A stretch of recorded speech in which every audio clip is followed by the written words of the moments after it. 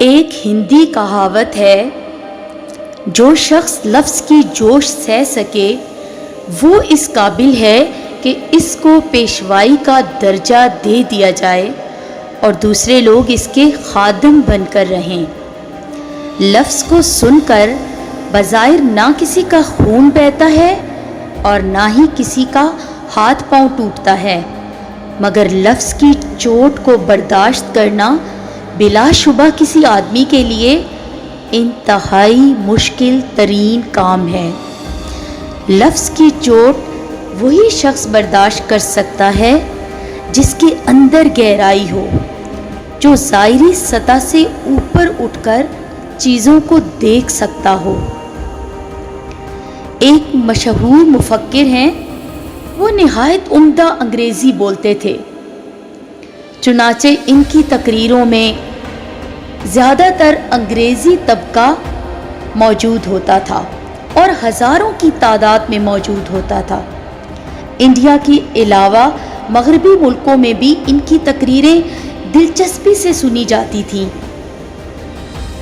بس ان مفکر کو سامعین سے ایک شکایت تھی۔ وہ شکایت یہ تھی کہ کوئی ان کے خیالات کو عملی طور پر نہیں اپناتا۔ اسی طرح اپنی ایک تقریر میں انہوں نے کہا کہ 50 سال سے میں دنیا بھر میں سفر کر کے اپنے خیالات پیش کر رہا ہوں، مگر لوگوں کے اندر کوئی عملی حرکت پیدا نہیں ہوتی۔ کیا آپ لوگ بھی اپنے آپ کو نہیں بدلیں گے؟ انہوں نے مجمع سے سوال کیا، کیا آپ لوگ نہیں بدلیں گے اپنے آپ کو؟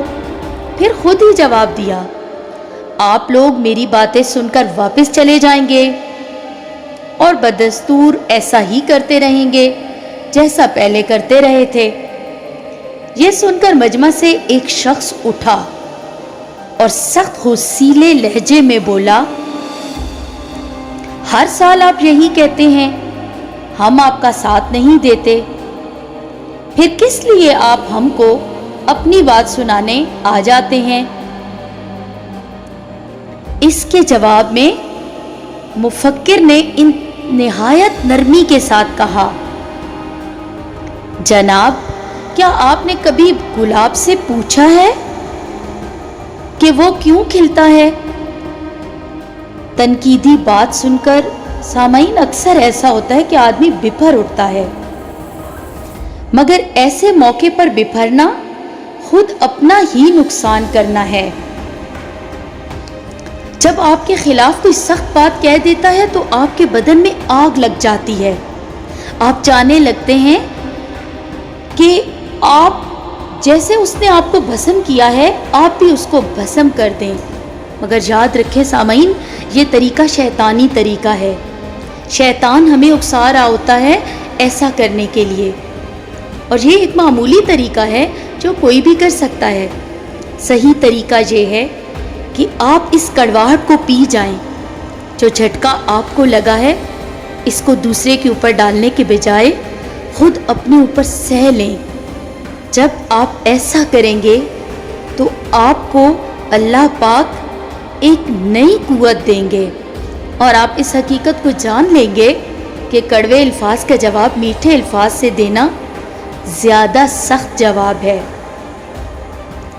یہ ایک حقیقت ہے کہ جب انسان صبر کرتا ہے تو وہ ایسا جواب دینے کے قابل ہو جاتا ہے کہ جو آگ کے اوپر پانی ڈالنے کے مترادف ہوتا ہے۔